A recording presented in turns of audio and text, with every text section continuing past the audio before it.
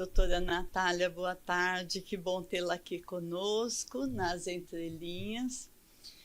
É um prazer muito grande a senhora ter aceitado, você, né?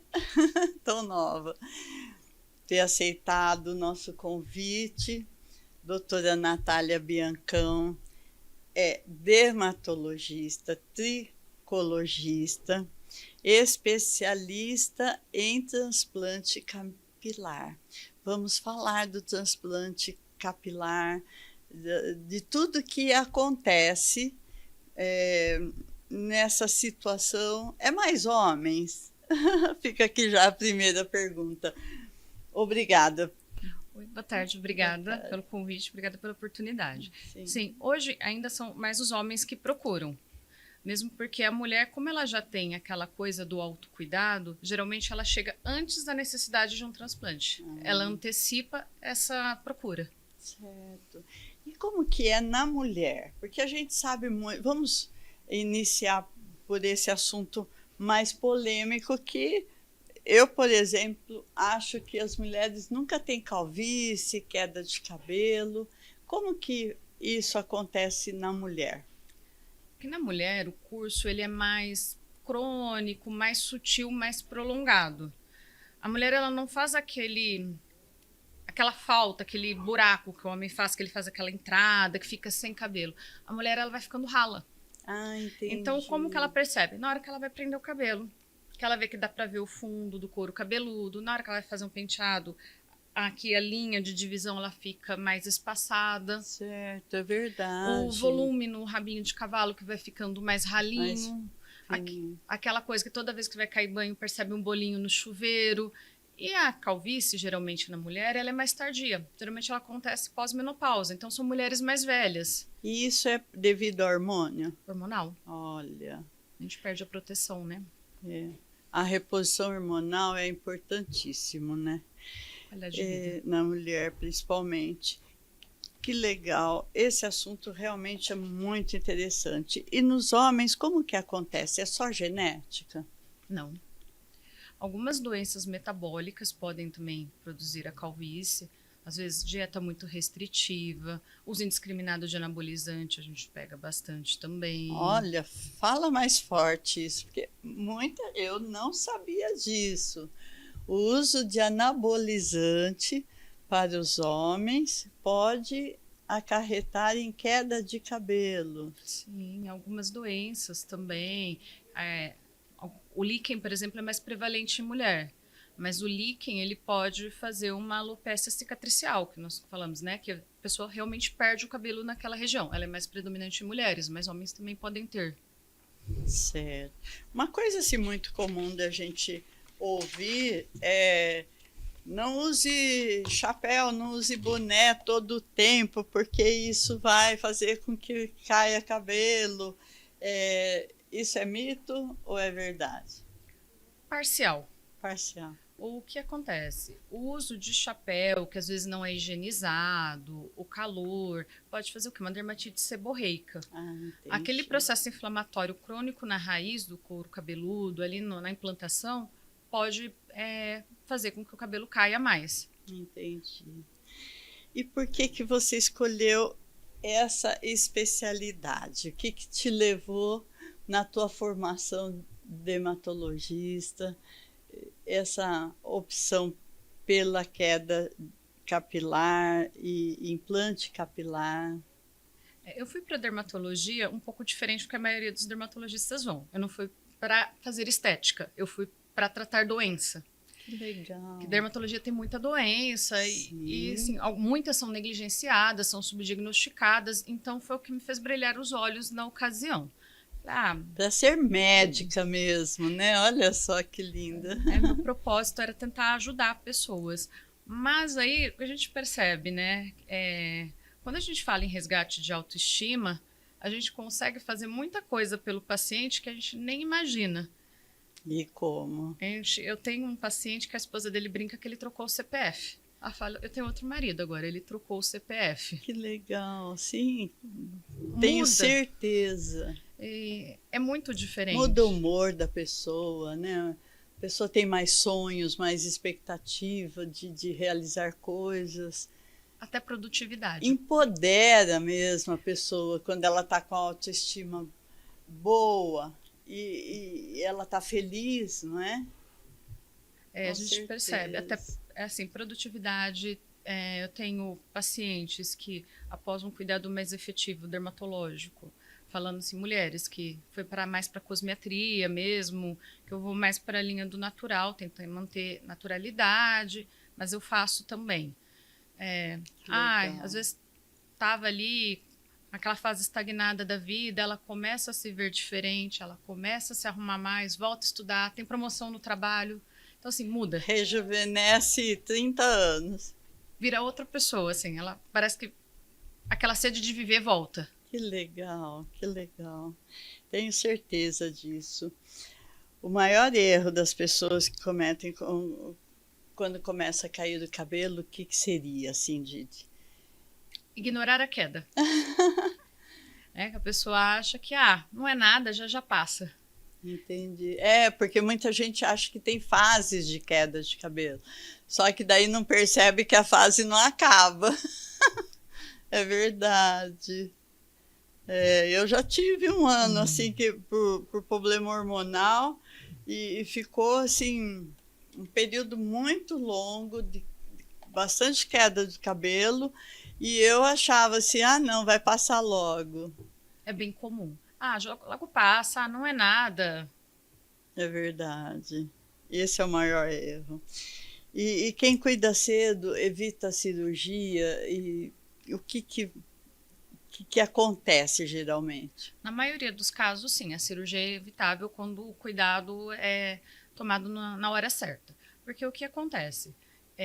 O cabelo, quando ele tem a raiz ali viável, quando nas fases iniciais, ele pode ser estimulado e voltar a produzir o fio. Então, ele tem a raiz ali que está íntegra e a gente consegue, né, através de reposição, às vezes de vitamina que está faltando, às vezes uma suplementação, um hormônio, uma terapia em consultório, tratar uma inflamação oculta do couro cabeludo, a gente consegue recuperar. Que legal. Então, ele não chega a fazer a alopecia cicatricial, que é quando o folículo morre. Aí, quando o folículo morre, aí só transplantando. Certo. E você faz o transplante? Aí, em alguns casos, só o transplante mesmo. E o transplante, como que ele é? Vai num centro cirúrgico, igual qualquer cirurgia? Como que funciona? Ou faz clínica? Assim, o transplante... Para quem não conhece, nós estamos aqui divulgando para quem não imagina. O transplante é uma cirurgia minimamente invasiva. Vai depender um pouco do grau de calvície, da técnica que vai utilizar e das condições clínicas do paciente. Se for um paciente ali jovem, sem nenhum problema de saúde, ok, uma área pequena, dá para fazer ambulatorialmente. Claro que antes dele ser submetido a uma cirurgia, ele vai ser avaliado para ver o risco cirúrgico dele. Nenhum paciente vai ser operado antes de uma avaliação cirúrgica adequada. Tá tudo ok, não tem nada, não toma nenhum tipo de medicação, não tem nada que oponha a uma cirurgia segura, dá para fazer de maneira ambulatorial. E em qual idade inicia a chegada dos seus pacientes? É mais ou menos em qual faixa etária? É bem variável. Eu tenho o meu paciente mais jovem transplantado hoje tem 23 anos. Ele foi para a cirurgia aos 23 anos. E já tem uma genética, já chega com os sinais da genética, sabe que aquilo vai perpetuar mesmo? Como que... Sim. Ele já tinha uma calvície grau 2, então já tinha perdido parte da linha de implantação aqui, uma rarefação. Já fazia alguns tratamentos clínicos e ele queria recuperar a densidade que ele tinha ali na adolescência. No caso dele era só cirúrgico. Ele permanece em cuidados, porque ele sabe que a calvície é crônica, é progressiva, ele tem um nível de consciência bacana, ele sabe que ele vai cuidar do cabelo. Que legal. Olha, isso é super importante a gente estar divulgando, porque realmente a decisão do transplante na hora certa é importante, né? Começar quando já está tendo uma regressão de crescimento, estabilizou a calvície. Ele viu que tratou, estabilizou, aquela área realmente não vai ter uma repelificação, não vai ter, já é a hora de pensar num transplante. Porque geralmente o homem ele pensa, eu vou cortar o cabelo bem curtinho e tal, e vai crescer.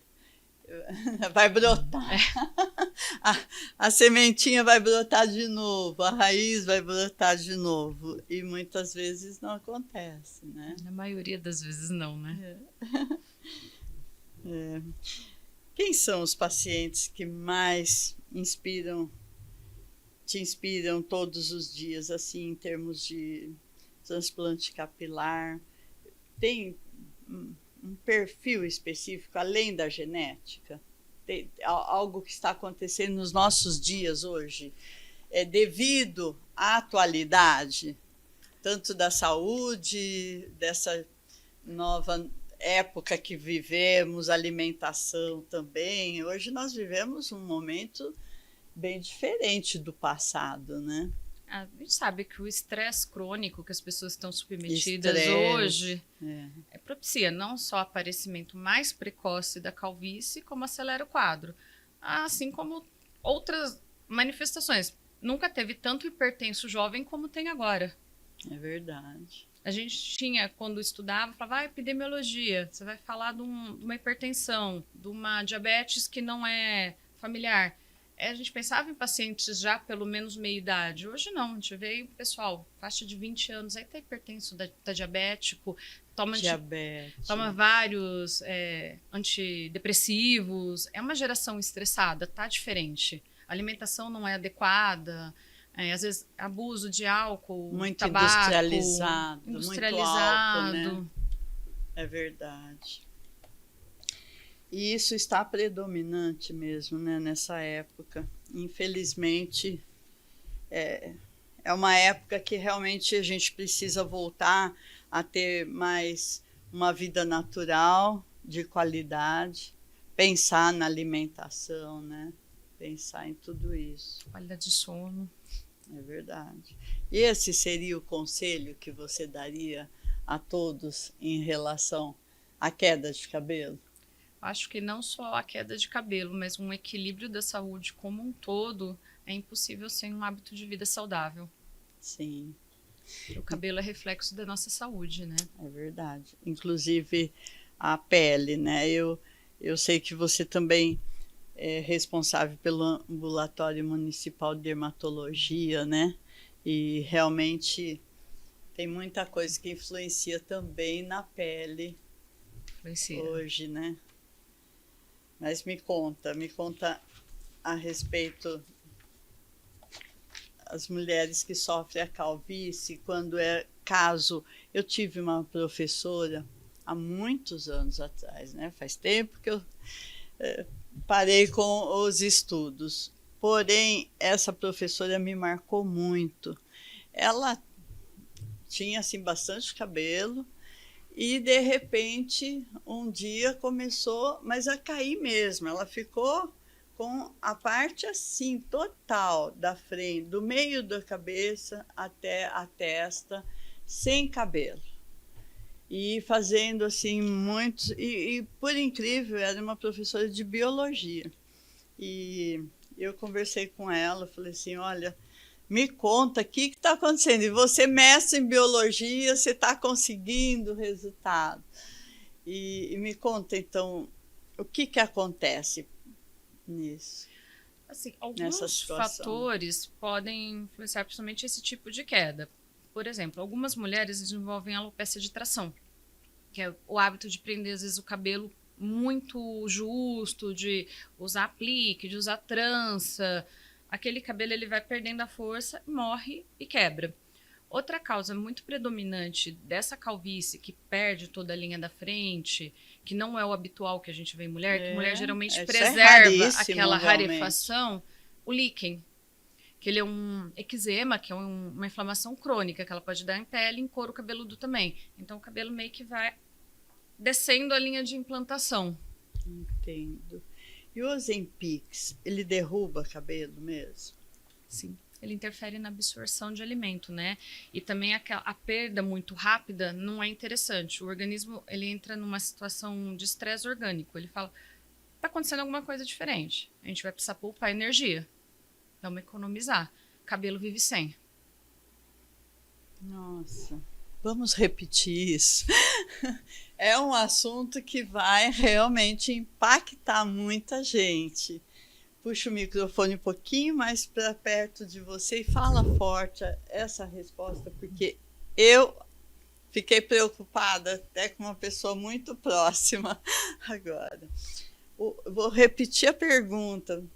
O Ozempic derruba cabelo? Toda dieta muito restritiva, uma perda de peso muito acelerada, não é saudável. Então, o seu organismo ele entra num estágio de alerta. Ele fica naquela situação. Tem alguma coisa errada, a gente precisa poupar energia. A nossa natureza tende a preservar primeiro função vital. Sim. Cabelo, pele, unha, não é visto pelo organismo como uma prioridade. Então, ele começa não mandar nutriente, às vezes, necessário para aquele lugar. Além de toda a situação de estresse que o organismo está sendo submetido. Entendo. E é bem, assim, impactante essa coisa do Ozempic, principalmente se a pessoa faz por conta própria, né? A gente sabe que todo o processo de emagrecimento deve ser feito de uma maneira acompanhada, né? Sim. Para avaliar todos os efeitos, né? Não perder massa magra, né? Não ter espoliação de nutriente. É muito importante, né? Sim. Nem sempre estar magro é estar saudável. Sim. O cabelo fino e raro não é normal, então ele é um alerta para uma situação. Sim. Quando o cabelo ele começa a ficar aquele cabelo mais levinho, mais afinado, que você percebe na hora de pentear, que não dá volume no pente... Você pega, não tem aquela densidade, ele parece que não cresce, que ele é miniaturizado, já é um sinal de alerta. Eu tive uma experiência que me assustou. Depois da dengue, o meu cabelo realmente afinou, ficou meses assim, muito fininho mesmo, muito leve, e eu fazendo um rabinho de cavalo, eu percebi que ficou muito fininho meu rabinho de cavalo. Não tive queda, porém o cabelo afinou muito, ficou muito leve mesmo. Pode acontecer isso? Você acha que é devido à dengue que eu tive? É muito comum. Pós-doença viral, dengue, covid... O processo inflamatório que o organismo é submetido, ele libera algumas coisas que o organismo entende que ele está numa fase ali que não está bacana para ele. O que ele faz? Todo aquele cabelo, que a maior parte do cabelo que a gente tem está em fase de repouso, que está na fase do telógeno, ele é solto. Então o organismo começa a soltar. Só que nem sempre essa queda é uma queda visível. Ela é uma queda sutil às vezes. Pode sim ter uma queda muito agressiva, principalmente pós-Covid, que algumas pessoas relatam uma queda parecida com um paciente de quimioterapia, de tão agressiva que é. Mas em alguns casos, quando às vezes a doença é mais branda, não tem quadro febril, ele tem aquele eflúvio crônico, ele vai caindo um pouquinho. Todo dia ele cai um pouquinho a mais, ele não vai percebendo, ele é muito sutil. Depois de um tempo que ele fala, poxa, parece que tá mais ralinho, tá mais fininho, o que será que aconteceu? Geralmente essa queda ela é autolimitada, o próprio organismo ele se regula meio que. Sim, e depois, então, eu fiz uma reposição de vitaminas e tudo, né? Justamente porque eu fiquei realmente muito debilitada, né, após. Então, quando eu percebi do cabelo ralinho, fraquinho, muito leve, eu fui procurar algo para fortalecer o cabelo. E depois de alguns meses eu consegui que meu cabelo voltasse, porque a gente percebe, né? Você pega no cabelo, você sabe como que são os fios do teu cabelo, né? E então fica aqui essa dica muito importante para todos que tiveram dengue ou que estão tendo, né? Ou que vão ter também, porque infelizmente isso não está assim programado com uma certa programação de terminar, infelizmente, né? Em nosso país tropical, infelizmente. Mas temos que procurar dermatologista com especialização em cabelos, pele, tudo isso após esse tipo de doença, COVID, inflamações severas, febril, né? É isso, doutor. Certinho. Às vezes uma gripe mais fortinha. Pois é. E a gente nem imagina, né, que realmente vai afetar tanto o cabelo como a pele. E as unhas também, né? Também. As unhas enfraquecem, eu acho que tão logo quanto o cabelo também, Sim, né? pode perceber quebra, né? Afinamento, Fica ela começa a fraquinha rachar. as unhas. Algumas Verdade. doenças virais a pessoa pode até perder, né? As unhas após também ter uma... E vamos tocar no assunto da tireoide. Influencia, a tireoide traz alguma consequência em termos de cabelo, pele e unha? Sim. O paciente portador de hipotireoidismo, que a tireoide ali é aquela que você tem que tomar medicação para ela funcionar, mesmo quando ela está em níveis normais, com a medicação, no geral ele tende a ter um cabelo mais fino, uma pele mais seca. Mas chega ao ponto de dar calvície? Se ela ficar desregulada, sim. É. E algumas medicações também pode ter como efeito colateral também, né? Pouquinho de afinamento capilar. E daí, no caso, sendo uma tireoide, tem como tratar e voltar a fortalecer o cabelo, unhas e tudo? A primeira coisa é controlar bem a doença de base. A tireoide estar ok, está bem acompanhada, a parte hormonal estar em níveis adequados. Depois a gente precisa fazer uma triagem, ver como é que está a parte de vitamina, se tem uma anemia, se tem alguma coisa, uma análise do couro cabeludo, se ele tem algum processo inflamatório, alguma coisa, para fazer uma rotina. A falta de ferro provoca essa fraqueza nos fios do cabelo, essa queda, e também afinar os fios de cabelo, sim, unhas. Pode ter. É importante ver a ferritina também, né, doutor? Que legal. E a calvície não escolhe idade, né? Algumas faixas etárias acabam sendo mais predominantes, né? A gente fala que hoje, em média, 50% dos homens com mais de 40 anos são calvos. Claro que essa calvície é variável, né? Mas metade dos homens hoje já estão calvos depois dos 40. É verdade. E o transplante, os fios ficam feios, artificiais, ficam marcados, ou é bem natural? Hoje tem métodos aí na sua especialidade que dá essa segurança de ficar assim super bonito? Hoje fica bem bonito, fica bem natural. Primeiro porque eles são feitos de maneira individual, então cada folículo é implantado um a um. Então isso já propicia o quê? A gente respeita a linha de implantação, a gente faz aquele desenho, porque ninguém tem o couro cabeludo muito retinho, muito certinho, então respeita aquela entradinha, aquele desenho, o formato, sim, e até tenta respeitar até como que o cabelo vai nascer depois. A gente consegue. Então o implante é uma raiz nova, saudável, que vai nascer. Exatamente. É uma sementinha nova. É uma plantinha. Uma plantinha, né? Eu fico imaginando como uma plantinha.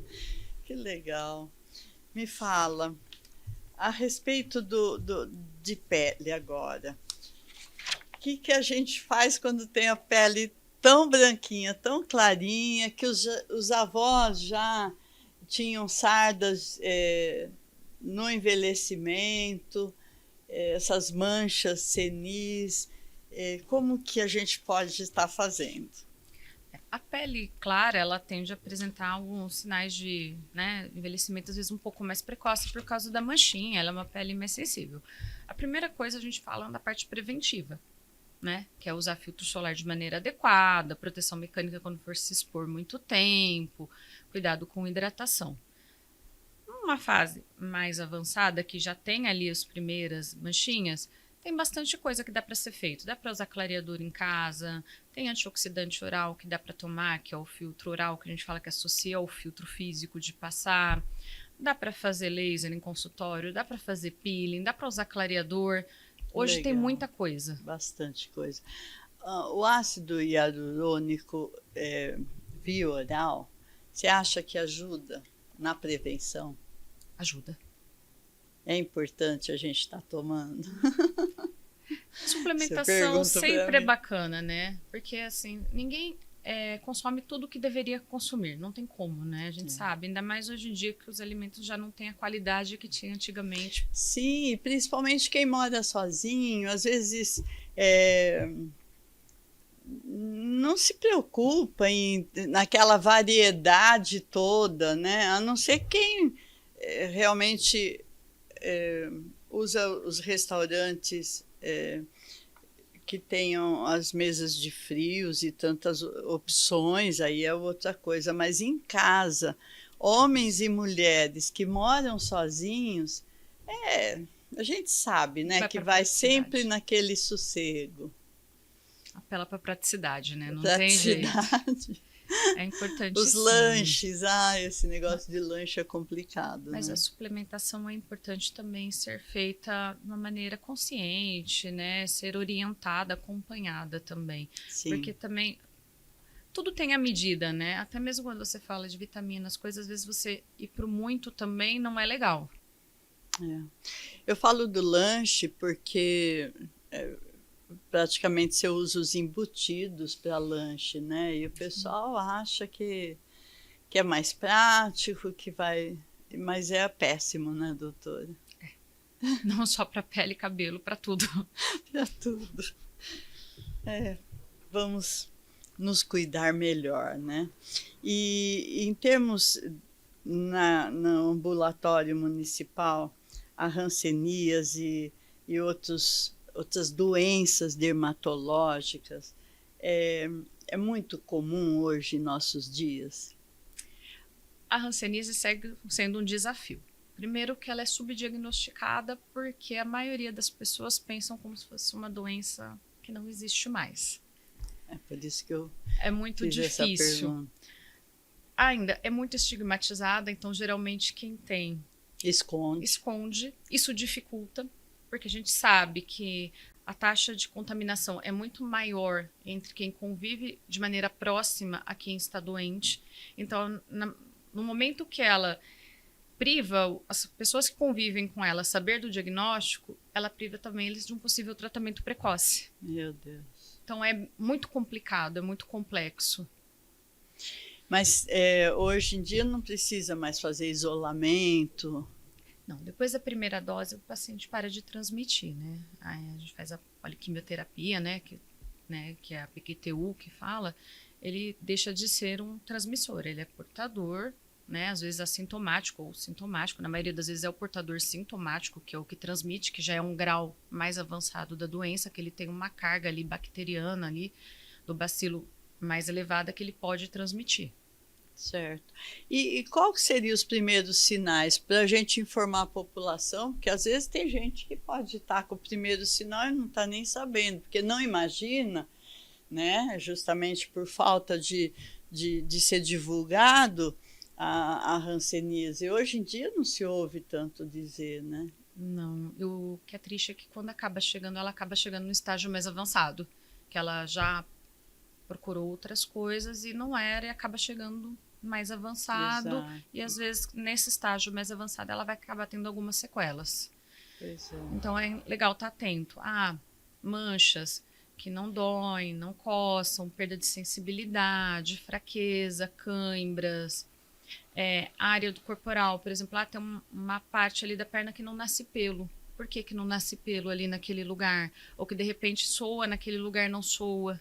São alguns sinais assim interessantes. Coceira na mesma parte sempre? Na verdade, geralmente, a hanseníase você deixa de sentir o local, mas pode sim ter uma hipersensibilidade em algum local, porque o bacilo do Hansen, que é a bactéria que causa a hanseníase, ele tem afinidade por pele e por nervo. E quando pega em nervo deve ser terrível. E às vezes a pessoa não tem nenhuma mancha, não tem nada, mas ela tem muita cãibra, ela tem fraqueza, às vezes ela tem uma hanseníase neural. Essa é um pouco mais difícil de ser diagnosticada. Gente, olha que importante dizer. Hanseníase neural. Ela acaba sendo muito confundida com doença reumatológica. Porque tem aquela Porque coisa de dor, dói. de cãibra, de fraqueza, pega o objeto, não segura. Ela acaba tendo aquela confusão num estágio mais precoce, às vezes. Entendo. Isso está sendo comum nos nossos dias? Ainda é, infelizmente. Em termos assim de estatística, o que você diria para nós, principalmente na nossa região, que o nosso público é muito Bauru e região? O que a gente percebe é que tem mantido estável nos últimos anos. Teve um pouquinho de diminuição durante a Covid, que acho que até pela diminuição de procura de estabelecimento de saúde no geral, né? Acho que não reflete a diminuição efetiva, mas sim a diminuição pela procura. Entendo. E esse vírus, ele provém da onde? Do quê? Ele é uma bactéria, né? Bactéria. Ele pega por via respiratória, por contato próximo e prolongado. Então, assim, de 5 a 20 anos depois do convívio, a pessoa pode ter manifestação da doença. Vamos repetir. Depois de 20 anos... Ainda pode ter. Que a pessoa teve a hanseníase. Ela ficou incubada, ela teve contato ali com uma pessoa portadora. E às vezes, depois de 20 anos, ela vai ter o primeiro sinal. Gente, repetindo. Até 20 anos a gente tem. Se a pessoa teve um contato com a bactéria da hanseníase, através de respiração, beijos. Contato íntimo e prolongado, né? Contato íntimo prolongado. Essa bactéria pode ficar incubada até 20 anos e depois se manifestar. Olha, coisas que a gente não sabe, no dia a dia a gente não imagina. E acaba sendo, a neural acaba sendo confundida com... doença reumatológica. Com doenças reumatológicas. É facilmente detectado?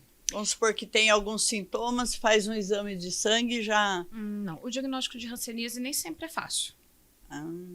Né?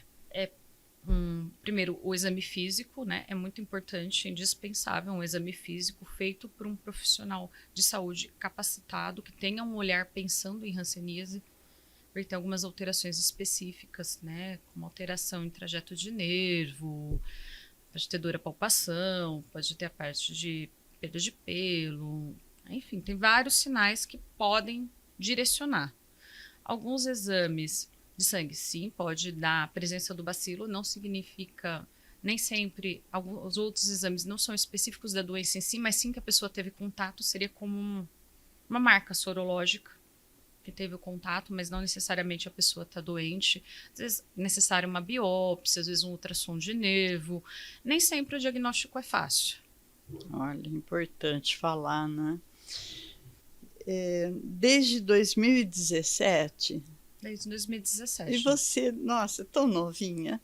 Me conta, você é a fundadora responsável técnica pela clínica Della Derma e oferece realmente um tratamento personalizado, de tecnologia de ponta.